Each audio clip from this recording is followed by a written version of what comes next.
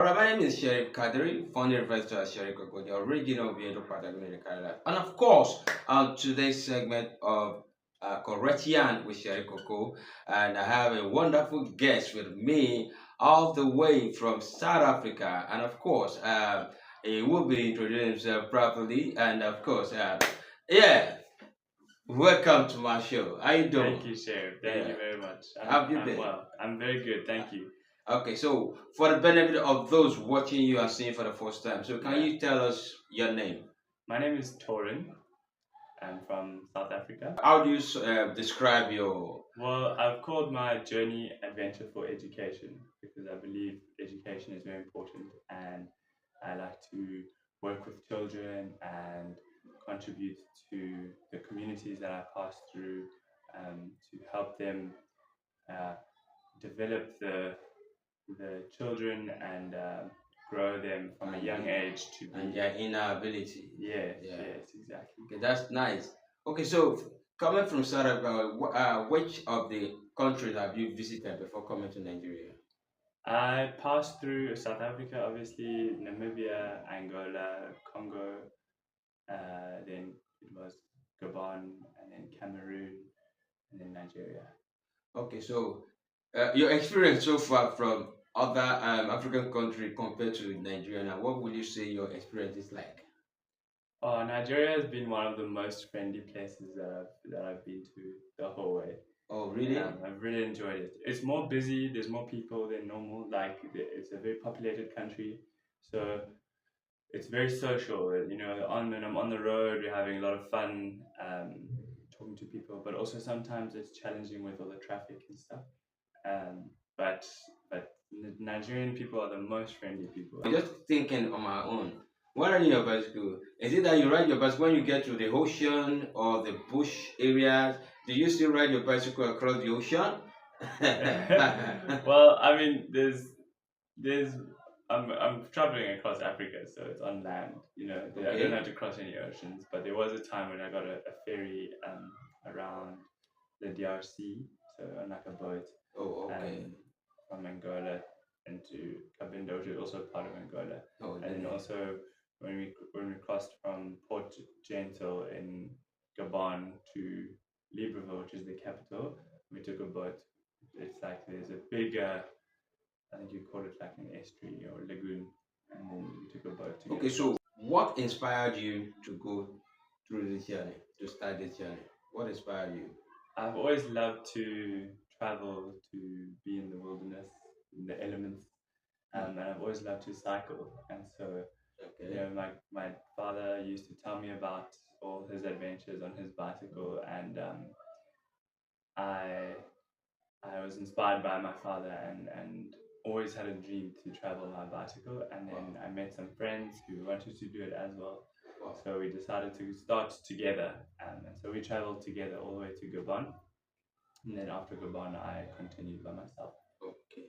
So is it the first time you're trying this out or you have tried it before? It's my first time doing a really long journey. Okay, long journey like this in West Africa. Yeah. Okay. So now in Nigeria, what would you say your experience like it with our food? You know, me and Nigerian. So with our food, the people, the culture, the nature. So what can you say generally about it? Yes, as I said, the food is. I mean, the people are very friendly. I really enjoyed that. The food is great. There's lots of different kinds. Which of the food did you eat? I had, you know, one of my favorites was the pounded yam with goat meat and how do you call it? The vegetable. Vegetables, yeah, a foriro. Yeah, yeah. So you tried that out? Yes. How was it? It was really good. It was really nice. Now, what would you say the advantage? Because in every thing in life, you must have the advantage and disadvantages. Even though you enjoy what you do, yes. So what would you say you encounter that is stressful, or the advantage and disadvantages of your journey so far? My journey. So especially with the bicycle, you know, the advantages is that it's slow, so I can feel everything more deeply and experience and connect with more people. And people have a lot of respect and curiosity for what I'm doing because they think it's amazing. So it's easy to connect with people. So that's a big advantage. And I think people I feel quite safe because I don't think they want to mess with me because I don't look like a very rich man just on my bicycle. Some of the disadvantages is that when if I get sick or if my body's not feeling well, it's really hard to move because it requires a lot of strength to travel with a bicycle. Um, and sometimes there can be challenges at borders with officials. They want to try, if there's a small mistake, they want to try get as much money from you. So sometimes I have to learn to be strong and to negotiate. Yeah. Live with them, liaise with them. Yes, yeah, and sometimes and you tip them just to go your way. Yeah, sometimes you have to do that. I try not to, but sometimes it's the only way to get past. But I most of the experiences I've had with people and even the police and officials has been good. What exactly did you study in school, or do you just have passion for adventure and lifestyle, or this is what you studied in school? What did you study in school? This is just my passion, adventure and everything. I studied philosophy and politics and economics. Wow. Those were my majors. And I think the philosophy aspect of my degree really inspired me to want to travel in Africa because we did some work on African philosophy and I was very inspired by what we were reading about.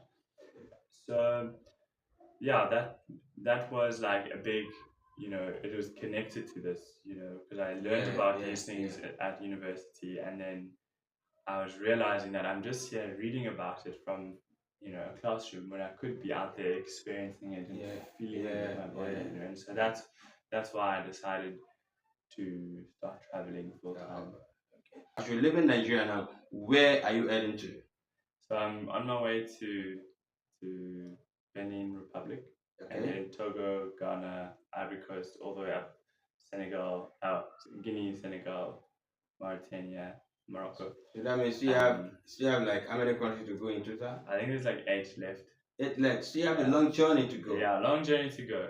Oh boy, say oh boy. Oh boy. So did you even learn any language, any of our pidgin in Nigeria? Yeah, you've been teaching me well though. My guy, stop not good. Thank you very much. So do you even have sponsor for this your journey so far?